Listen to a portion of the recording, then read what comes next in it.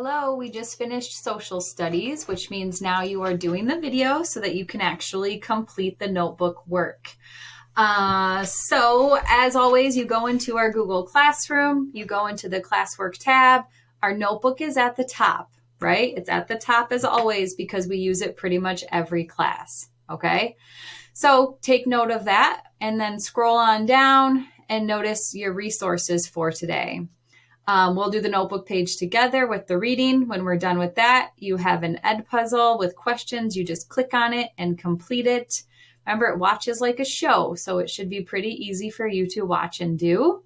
And then when you're done with your notebook and your ed puzzle, you do your exit ticket. Remember to wait until after class to do the exit ticket. Otherwise, you're just guessing, right? And that doesn't really help anyone learn. So make sure you're doing it after so that you have already heard and learned some of this so you can use what you've learned, show what you've learned. And then you have your Quizlet, which is always a bonus, but will make your social studies tests much easier because you will know the terms. You'll be familiar. Okay, so let's get to work. We need to look at our notebook. So click here to find yours. I have mine open already. Move myself out of the way. Last class, we did Northwest Coastal, or 2 classes ago. Then we did Southwest Native Americans. We are moving on today to the Eastern Woodland that we mentioned in class. Remember, you need to make a copy or a duplicate of whatever slide you want for that day. You don't just start typing on this. You need to duplicate it first. So make sure you click it, go up to edit, and do duplicate. If you can't push duplicate, you either didn't click on the slide or you turned in your assignment and you can't edit it right now. So if you have it turned in right now, you're going to have to ask me to return it before you can make any changes. So again, I clicked on it, went to edit, and did duplicate. And I already have my second one. I'm going to drag it to the bottom to keep it organized. And I'm going to type in the Eastern Woodland tribes. The last class, we saw the map. So let's look at that again. Here's the map. This is what we've been talking about. We talked about the Northwest Coastal. We talked about the Southwest. And now we're talking about the Eastern Woodlands, which includes where we live currently. So we're going to talk about tribes that were on the land where we now live. So we will know a little bit more about this climate just because it's the climate that we live in. So that will help us. So this is the area we are talking about. So please keep it in mind as we're talking today. I'm going to be doing my reading, but you can't see it today. So I'm just going to read it and it will be next to this video. So you can click on it to read along with me. Okay, here we go. So Native Americans of the Eastern Woodlands. The Eastern Woodlands cultural region stretched from the Mississippi River to the Atlantic Ocean. It ran from the Great Lakes to the Ohio Valley. Native Americans settled among its hills and mountains, in valleys, and along sea coasts. I'm going to stop there because that was already a lot of info. So I'm going to put the lived from the Mississippi River to the Atlantic Ocean. And it summarizes up generally where they were saying they lived.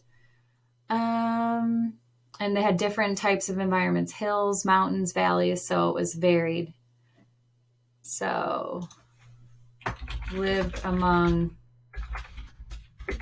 hills, mountains, or valleys, so that we realize there's all different types of places in the Eastern Woodlands. Okay, most Native Americans in the Eastern Woodlands belonged to tribes who spoke either Iroquois or Algonquian. Iroquois tribes included the Mohawk and the Seneca, and the Mohegan and the Delaware were 2 of the Algonquian tribes. So let's include those 2 major languages. So most tribes spoke Iroquois or Algonquin. Oops, sorry, that's not spelled right. I'm spelling it how it sounds. Algonquian. There. That's how I remember how to say it. So most tribes spoke Iroquois or Algonquian. Okie doke. The area had 4 quite different seasons, including cold winters and hot summers. Plentiful rain created streams and rivers. The rich woodland forests included birch, oak, and maple trees. The forest provided homes for many animals such as turkeys, deers, and beavers. Okay, so they are rich in natural resources. Holy moly, especially compared to the Southwest Native Americans that we were just talking about. So let's kind of summarize that. So they had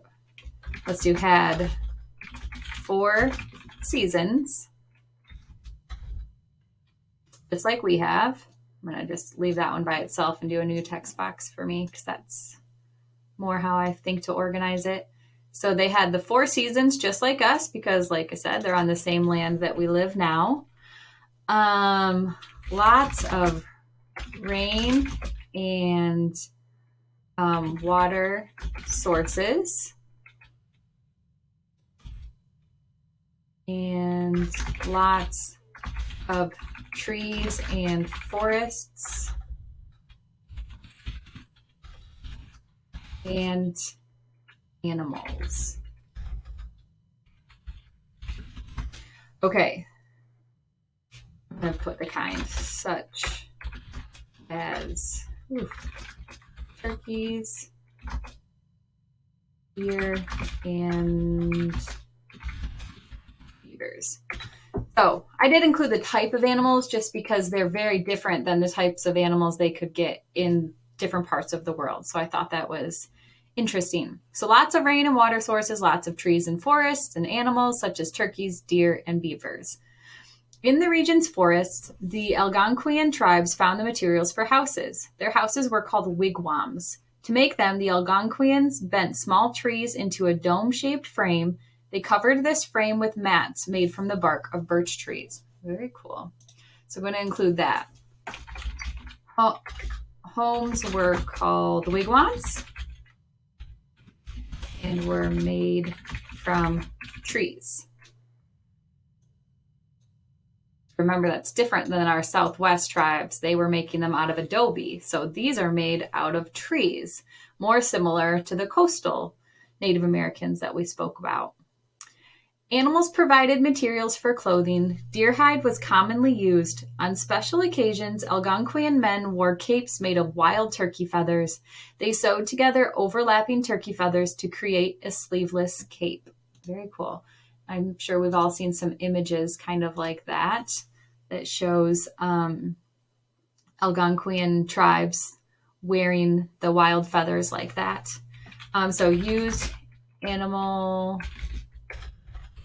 for clothing. Again, different than the Southwest tribe because they used cotton because they didn't have very many animals. Every once in a while a rabbit, but not much. Many Algonquian objects combined more than one resource. For instance, the Algonquians used several types of trees to make amazingly fast, light canoes. First, they constructed a cedar frame. Then they covered the frame with bark from birch trees. The canoe was so light that a man could carry it from one stream to another. That's very cool. Especially because wood was so heavy and is so heavy. It's really incredible they found a way to make them light using just wood. Nowadays, we have light canoes, but they're not made out of wood. If they're made out of wood, they're usually quite heavy. So used different types of wood to make light canoes. Again, mine don't look that great, so that's why I usually go back and try to edit them a little bit so they fit nicer. Okay, so if we're looking at the reading with me, you know that we are at the end of our reading. So this looks good for me. Make sure that you're actually putting the topic in the middle. Otherwise, your notes aren't going to help you because when you check your notes, you're going to go, wait, who was I talking about?